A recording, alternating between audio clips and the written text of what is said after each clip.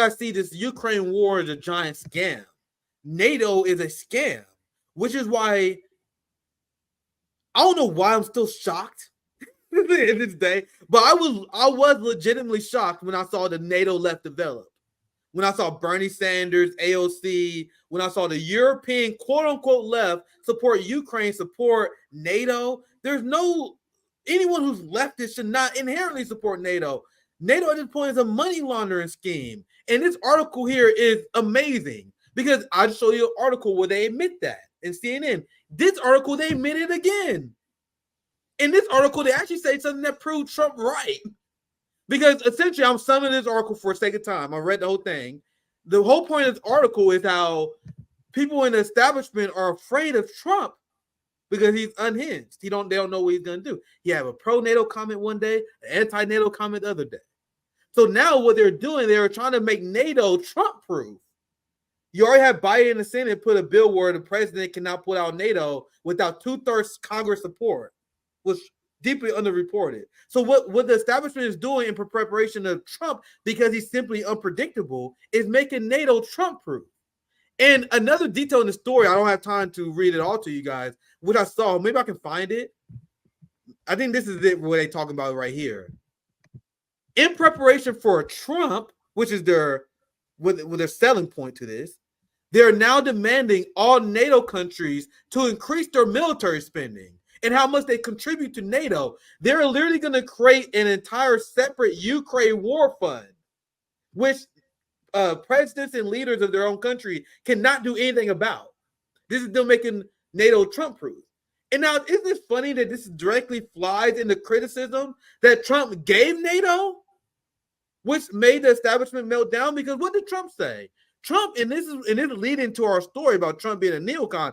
Trump never had a criticism of NATO as an institution, my friends. His criticism of NATO, which a lot of people on the right miss because a lot of them are morons, was that other countries in Europe wasn't doing enough funding NATO. That was the criticism of the NATO levels. How dare Trump imply that other countries should pay more than NATO? At no point have Trump ever been anti-NATO, my friends.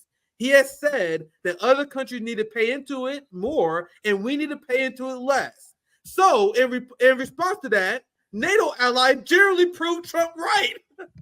because now they're afraid of the status of their NATO alliance. Now they say, oh shit, we got to give more money to NATO. Trump is like, this is what we told you guys, and they was holding out.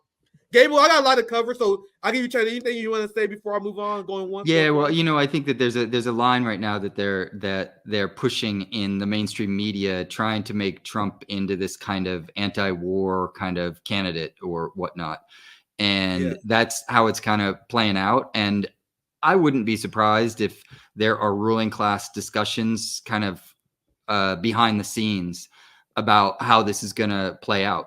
Israel just announced that the war could go on for another 7 months or until the end of the year, which would be kind of run out the Biden administration. And if Trump comes into office, and there's lots of signs that he will, who knows exactly, but it's highly possible, then he can present himself as somehow, the guy who's going to regularize relationships with Russia, and then perhaps the war against the Palestinian people will move to a different pace. It's not going to stop. That war is an ongoing war, and it started, decades and decades ago.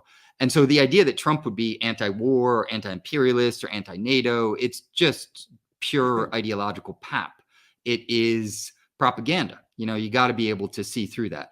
These people are they're the managers of the ruling class or members of the ruling class themselves. And the ruling class is invested in war and more war. And we should add to that different forms of war, right? Because the sanctions in Iraq killed how many millions of people was that, right? Yes, sir. And so sanctions kill. The hybrid war kills. And so it could be direct bombs, it could be sanctions, it could be other forms of hybrid warfare. But that's what imperialism's all about. And Trump is as hawkish, if not more, than the next guy. And so I would not have any illusions about that. Yeah, that's why it always trips me out when people say, "Oh, Trump never started a war." Trump escalated the sanctions regime. You have to understand that Trump's policies directly led to the de-dollarization.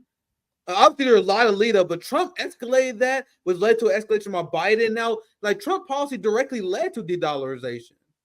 Yeah, these things that we talk about, like the Russian sanction made it worse, but these are Trump policy. Trump assassinated a top Iranian general in Soleimani, which could have started a war. It was a situation where Iranian restraint saved us at the end of the day.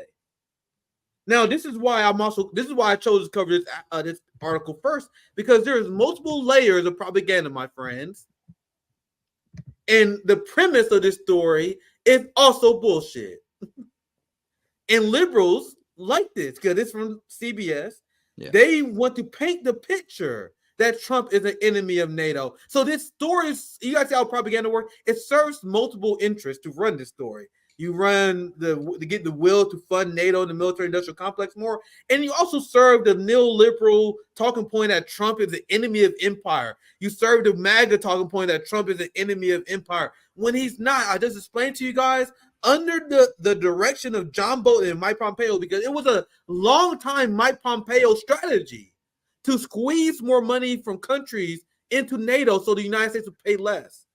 That was their strategy. The strategy was to strengthen NATO.